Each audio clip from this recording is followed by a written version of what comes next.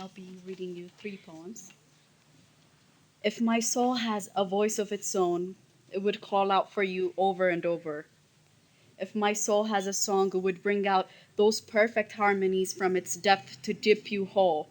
If my soul has limbs, it would embrace you so warmly you would forget why you cried and why you were so cold.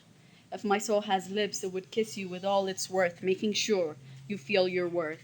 Most of all, if my soul has courage, all this would just be a foreplay.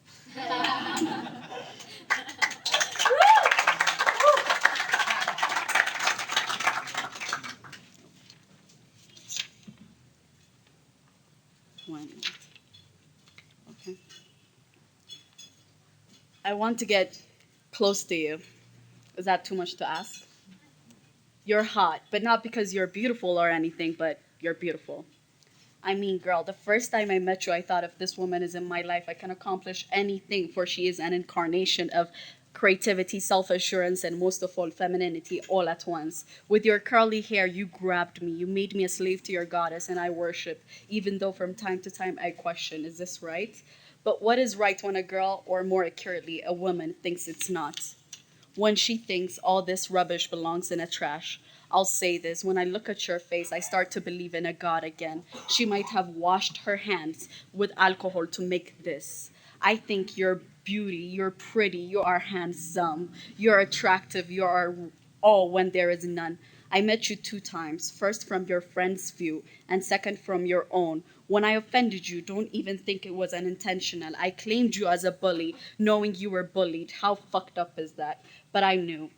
Your skin I guard with envy. I don't care if it cuts a vein because your beauty can't cut as long as it cuts. Let it put a mark on my flesh, for that would be a remembrance to remember you. But what is there to remember when you stand up with your dark wings, embracing the ugly but claiming its beauty? Thank you. For you had showed me something permanent, something that cannot be erased.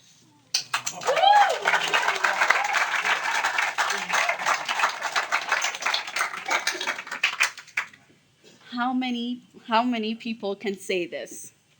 One Tuesday, I saw a man being brutally hit on the head by a police before he was arrested, and the whole time he was screaming, "Fuck your mother, fuck your mother," while his teeth turned crimson colored with his own blood.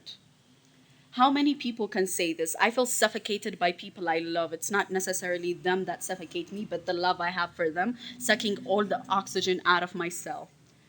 How many people can say this? I both hate and love my father. He might be the beginning of my problems, but I made it my point to water them and raise them carefully, to have them become monsters that took over me.